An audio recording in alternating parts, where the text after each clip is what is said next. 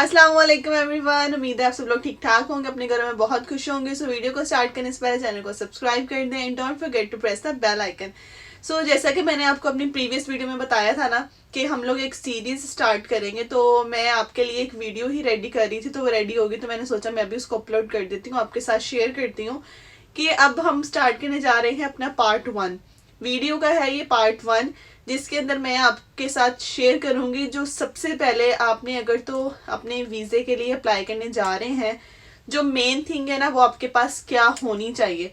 अगर तो वो चीज़ें आपके पास हैं, वीज़े का प्रोसेस स्टार्ट कर सकते हैं। सो ये है वीडियो का पार्ट 1। अब पार्ट 1 किस चीज़ से रिलेटेड है, वो है आपके डॉक्यूमेंट्स के रिलेटेड। अगर तो आपके पास आपके डॉक्यूमेंट्स हैं तो आप अपने किसी भी डॉक्यूमेंट अपने किसी भी एजेंट के पास अपने डॉक्यूमेंट्स लेके जा सकते हैं, क्योंकि जब तक आपके पास ये सारे डॉक्यूमेंट्स नहीं होंगे ना तब तक आपका जाने का फ़ायदा नहीं हो। वो आपको कहेंगे ये वाला डॉक्यूमेंट मिसिंग है, ये लेके आ जाओ, वो लेके आ जाओ। क्योंकि जब फर्स्ट टाइम मैंने भी अप्लाई किया था ना तो मेरे कुछ डॉक्यूमेंट्स मिसिंग थे। मेरे इतने चक्कर लगे यूनिवर्सिटी के, मैं कभी अपने बोर्ड जा रही हूँ, मेरे पास ओरिजिनल सर्टिफिकेट्स नहीं थे। सो ये चीज़ों की आपको नॉलेज होनी चाहिए। अब आपके डॉक्यूमेंट्स में क्या क्या चीज़ें इंपॉर्टेंट हैं, क्या आपके पास आपकी डॉक्यूमेंट्स की मैं ना आपके साथ एक लिस्ट शेयर कर दूंगी, बल्कि शेयर करने जा रही हूँ। जो मैंने यहाँ पे सारी जो मैंने अपनी सारी वो रिकॉल की मेमोरी को कि मुझे क्या क्या कहाँ कहाँ जाना पड़ा था, क्या डॉक्यूमेंट्स चाहिए थे। इससे बेहतर यही है कि आप सबसे अपने ना वीज़ा प्रोसेस स्टार्ट करने से पहले अपने सारे डॉक्यूमेंट्स ना कंप्लीट करके अपने पास रख लो। सबसे पहले ना डॉक्यूमेंट में मेन चीज़ आ जाती है आपकी रिजल्ट कार्ड्स। अगर तो आप बैचलर के लिए अप्लाई करने जा रहे हैं तो आपके लिए आपके पास ओरिजिनल एक तो होता है ना रिजल्ट कार्ड, एक होता है जो उसको सनद बोलते हैं, जो आपके बोर्ड की तरफ से आपको मिलती है, आप पे घर पे आ जाती होती है वो, ठीक है। और उसको बोलते हैं सनद, जो भी होता है, ठीक है। ओरिजिनल सर्टिफिकेट बेसिकली आपका जो होता है। अगर तो आप बैचलर के लिए अप्लाई करने जा रहे हैं तो आप उसके लिए आपके पास आपकी सेकेंड ईयर की ओरिजिनल जो सनद होती है ना वो होनी चाहिए।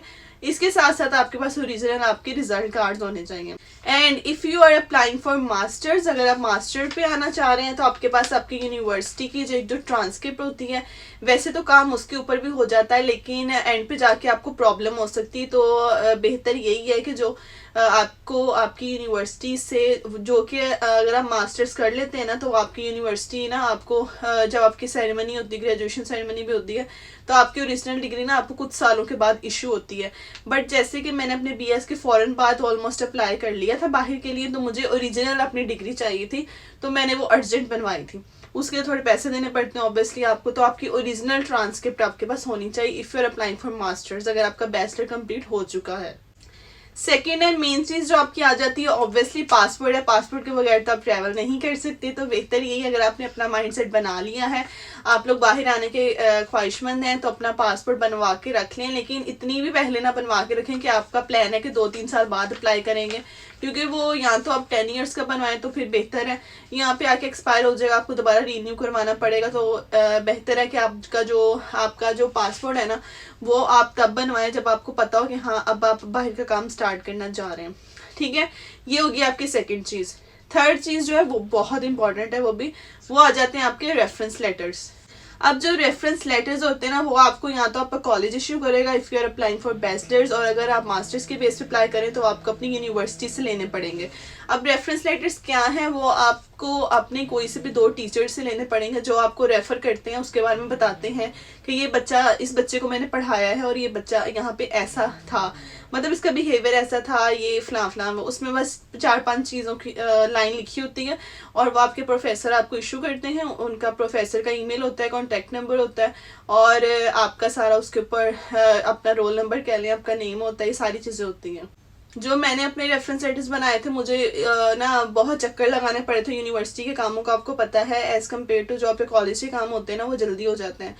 मैं अपने डिपार्टमेंट गई थी वहाँ पे, हमारे क्योंकि जो थे ना प्रीवियस जो जितने भी टीचर्स थे वो सब छोड़ चुके थे, तो मुझे इस वजह से बहुत इशू फेस करना पड़ा था कि मुझे ना रेफरेंस लेटर्स बनवाने पड़े थे अपनी टीचर्स के, उनसे कॉन्टैक्ट करना पड़ा, और उसके बाद उन्होंने अपना सब्जेक्ट मैंशन किया कि हमने इस बच्चे को ये सब्जेक्ट पढ़ाया था, ये हमारे पास पढ़ी थी, ये ऐसी थी, और ये इसका रोल नंबर था, और ये इसके आईडी थी, फलां फलां।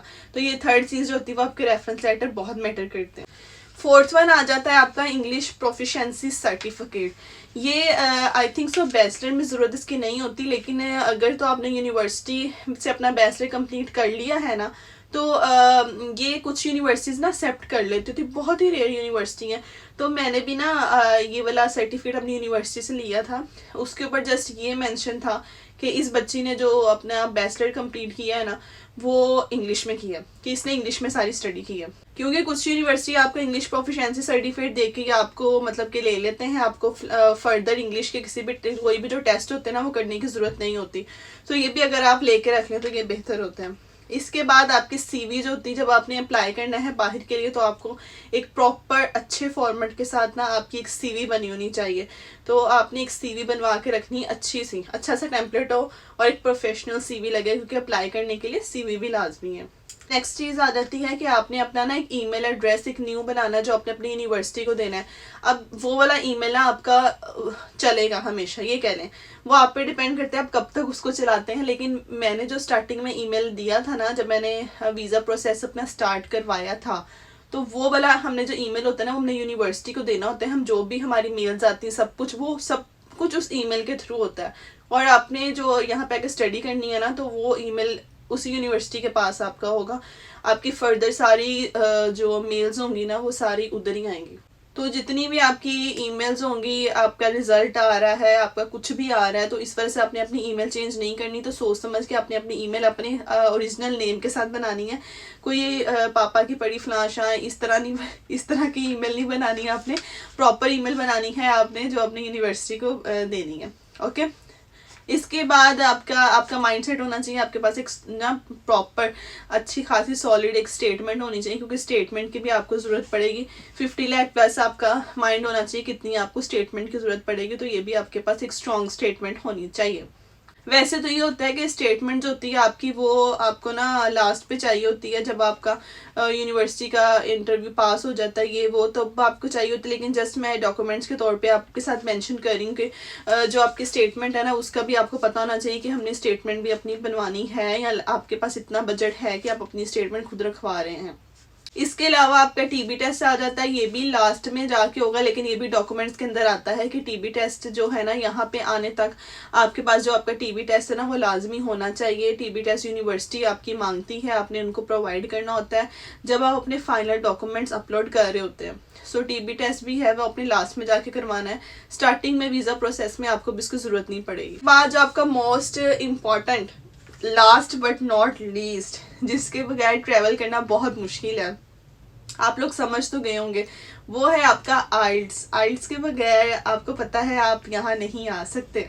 नो डाउट बहुत सारी यूनिवर्सिटीज़ हैं वो आइल्स के ऑल्टरनेटिव और भी टेस्ट ले रही हैं, लेकिन मैं आपको यही रेकमेंड करूँगा, अगर तो आपने आइल्स किया होगा तो आपका एडमिशन बहुत ईजिली हो जाएगा। मोस्टली जो यूनिवर्सिटीज़ हैं वो 6 बैंड तक एक्सेप्ट कर रही हैं, 6 और 6.5। 6 बैंड्स तो आपके होने चाहिए, बट ऑलमोस्ट यूनिवर्सिटी 6.5 तक आपसे डिमांड करेगी। सो वीज़ा प्रोसेस स्टार्ट करने से पहले अपना आइल्स कंप्लीट करके रखें। आइल्स की एक्सपायरी आई गेस अब जो होगी वो 6 मंथ की हो चुकी है, कि 6 मंथ के बाद ना आपका आइल्स एक्सपायर हो जाता है। सो मैं आपको यही रेकमेंड करूँगी कि जब आपने अपना आइल्स क्लियर कर लिया है तो फ़ौरन से अप्लाई कर दें, इससे पहले कि आपका आइल्स एक्सपायर हो जाए या और आपको दोबारा से आइल्स करना पड़े। तो आपने क्या करना है, अपना आइल्स क्लियर करना है, बजाय इसके कि दूसरे तरफ आप जाएं। लैंग्वेज सर्ट है, ऑक्सफोर्ड है, पीटीई है, मतलब बहुत सारे टेस्ट हैं यूनिवर्सिटीज़ अभी भी एक्सेप्ट करती हैं। लेकिन ये आप पे डिपेंड करता है कि आप किस एजेंट के थ्रू काम करवा रहे हैं, वो आपको क्या रिकमेंड करते हैं या कुछ भी है। तो आपने क्या करना है, आइल्स भी अपना लाजमी करना है। आइल्स होगा तो सब कुछ होगा। ये थे वो सारे डॉक्यूमेंट्स जो मैंने आपके साथ शेयर किए। मेरे ख्याल में तो यही डॉक्यूमेंट्स चाहिए होते हैं। अगर इसके अलावा फर्दर अभी भी कोई रिक्वायरमेंट आ गई हो किसी यूनिवर्सिटी की तरफ से, उन्हें डॉक्यूमेंट्स चाहिए हो, कुछ पासपोर्ट साइज पिक्चर्स होती हैं आपके जो रिक्वायर्ड होती हैं, सो वो आपको साथ साथ पता चलता रहेगा। बट जो मेन डॉक्यूमेंट्स होते हैं ना वो सारे ये होते हैं जो जो आपको चाहिए होते हैं। आपके रिजल्ट कार्ड, आपका पासपोर्ट, आपका आइल्स हो गया, आपकी बैंक स्टेटमेंट और आपके रेफरेंस लेटर।